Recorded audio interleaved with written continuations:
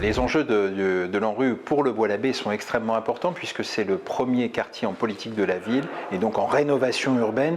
pour le Val-de-Marne. Donc un enjeu extrêmement important, le 3e en Île-de-France.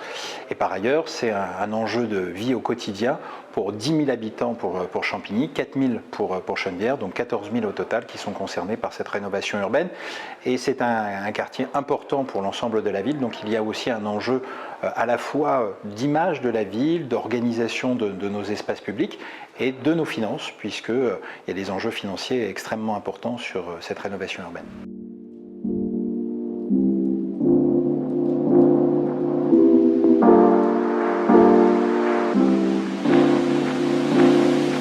Alors, les enjeux de la rénovation urbaine, de manière plus globale, au Bois-l'Abbé sont particulièrement importants. Le Bois-l'Abbé, c'est un des quartiers 15 000 habitants, un des quartiers majeurs de Champigny, mais aussi du Val-de-Marne,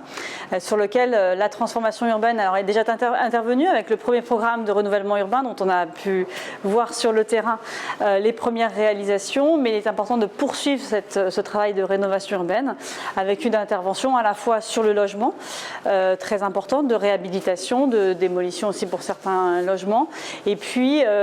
comme dans tout projet de rénovation urbaine ambitieux, une intervention aussi pour requalifier des aménagements publics et des équipements publics, et c'est tout le projet présenté par Monsieur le maire aujourd'hui et sur lequel nous échangeons effectivement pour un soutien financier de l'Agence nationale pour la rénovation urbaine.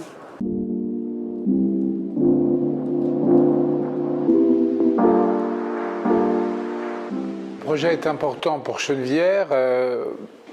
autant que pour Champigny, parce que c'est un quartier, d'une certaine manière, un quartier commun, un quartier vécu comme tel par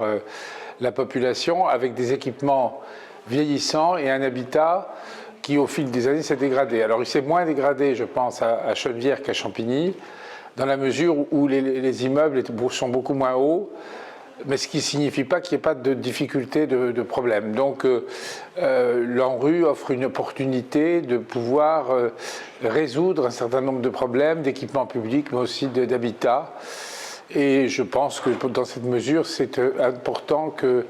les deux villes participent. On a conçu justement notre projet autour de l'excellence, à la fois l'excellence scolaire, l'excellence environnementale, l'excellence sportive. Donc tout est réuni au fond pour correspondre pleinement aux critères de l'ANRU et obtenir le maximum de financement pour avoir une ambition forte pour les habitants de ce quartier. Première des priorités, c'est de refaire une école, parce qu'on a une école particulièrement vétuste, refaire des aménagements publics pour faciliter les circulations et la vie au fond de ce quartier, rénover et réhabiliter un certain nombre de logements qui n'ont pas été traités dans le cadre de l'ANRU 1. À l'époque, dans l'ANRU 1, on avait des financements extrêmement importants, mais les choses n'avaient pas été traitées ou que pour 20% simplement du quartier. Et donc là, il y a un enjeu majeur pour l'intégralité du quartier. Refaire des équipements sportifs de qualité,